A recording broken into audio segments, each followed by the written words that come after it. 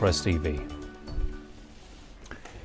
In the US, a 20-year-old woman has been left in a coma after being tased by a Florida police officer while handcuffed.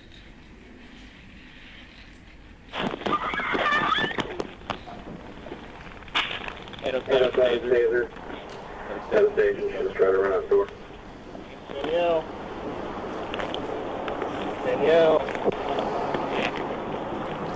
Come on. Doctors say the woman was left brain dead during the incident and will likely never wake up. Footage from a police cruiser dashboard camera shows the officer firing the taser's electric probes into her back. She then spins, falls backwards and hits her head on the ground. The Florida Highway Police say the officer was trying to prevent the woman from fleeing and has cleared the officer of any wrongdoing. Experts have, however, slammed the policeman's use of the taser, saying he would have easily been able to apprehend her. Amnesty International says hundreds of Americans have been killed in taser attacks by police.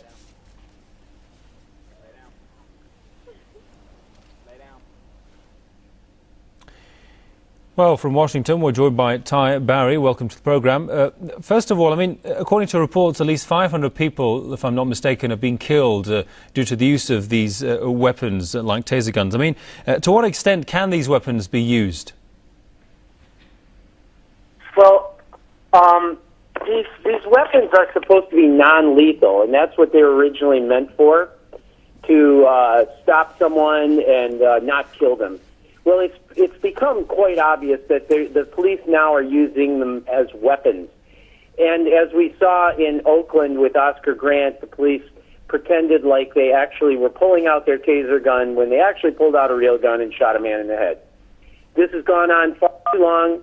We saw in the video of the one young woman that's now brain dead in Florida that she was a few feet away from a policeman who could have easily waited, used non-lethal force, and could have easily apprehended that person that was running.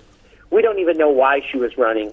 The problem is the United States is becoming more and more like a police state, and we need to put an end to this police violence every single day on our streets.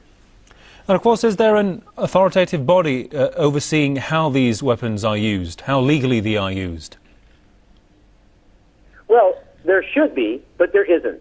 And the mere fact of the matter is that there is also, the police are so protected under the present system that we have, that a policeman could literally, like in Oakland, shoot a man in the head, right point-blank range, and never serve a day in prison.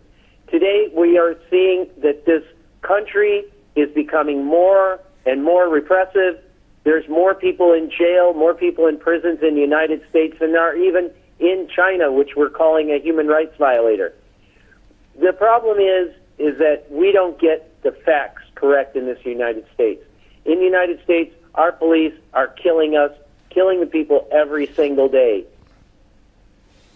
And of course, the unnecessary use of these weapons in many cases, how has this somehow altered the image of the police in the hearts and minds of American citizens? The fact that the police should be there to protect the people instead of, what we're seeing happen to that girl there. Well, I should get back to the fact I didn't really answer your last question. There is no body, any particular body that is overseeing the violence in our police force every day. But yes, the police are there to protect us. That's their job. But it's turned into a more of, as I am an occupier, these police seem to be the private police force of the 1%. They try and curtail the motions of people every single day in our cities of where we can and cannot go to, and it's getting more and more repressive and more violent on the police side. Indeed. All right, we'll leave it there. Many thanks to Ty Barry with Co-Pink from Washington. Thanks for your time there, sir. Moving on now, the world's leading oil